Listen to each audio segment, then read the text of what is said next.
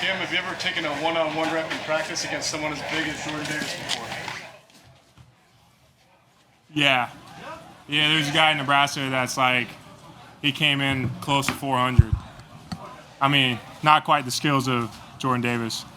But yeah, we had a big ass dude in Nebraska. What sort of challenges does that speed present for you after you snap the ball and trying to figure out which way Davis is going? I mean, I feel like it's like that with, every D lineman. Everybody, those big guys, you got to set them a certain way, and you do different things. Where you got a quick, short guy, it's different. So being able to adjust on the fly, depending on who you're, going against, because everybody's going to have a different set of skills, and you need to block everybody a different certain way. You can't block everybody the same way. So I think just recognition and knowing what you're going to do before that ball snapped, and then just doing it. I'm sure there's sort of an unknown before camp starts. You sort of want to know how you're going to stack up and what it's going to be like relative to your expectations. How has it stacked up to your expectations? It's a lot of learning. I think probably the toughest part is seeing the defense and how well, like, people in the NFL disguise, coverages and different things they do on defense, being able to read it. They hide things really well, but I feel like early on in practice, I feel like I belonged right away. So I don't think that was like an adjustment part. It seems like by design, you're supposed to have a really close relationship with Jason Kelce. How is that coming along? Oh, it's great. I feel like not even just him, everybody in the O-line room is so helpful.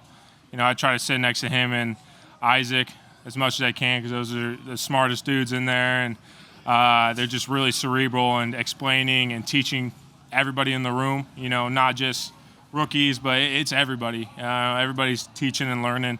It's a great room to be a part of. What do they get on you about? I feel like a little bit of everything, but as long as I'm going to show up every day and work my ass off. So keep learning, don't get frustrated. There's always a new day, next play, keep rolling. I was talking to OTAs about you getting some guard reps and stuff like that. How's that going? Are you learning to play guard at all?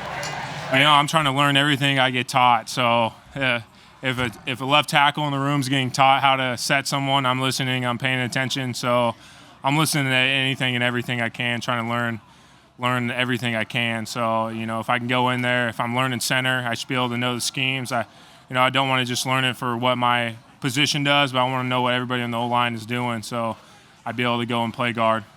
What's the biggest bridge you would have to gap because you had not played guard before? So you got it correct. Yeah, I haven't played guard. Yep, just center. What is the biggest adjustment? I think it's just, physical, fundamental movements. Movements are a little bit different than center. Your stance is different. You set different.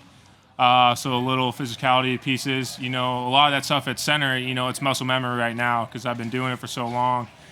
And so I guess that's the difference for the most part. So you took first team reps when Jason was out with the COVID first day. Must be pretty exciting to step right onto the field and run with the ones, right? Yeah, it was exciting. I wasn't thinking about it. Just going out there and playing football.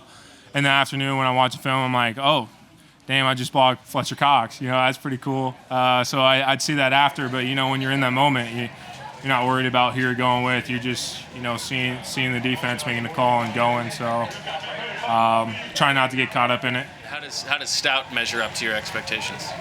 He's intense. He's very intense, but he's like that all the time. You're not going to get a different guy one day. He's going to be the same dude every day. So that's something I can appreciate.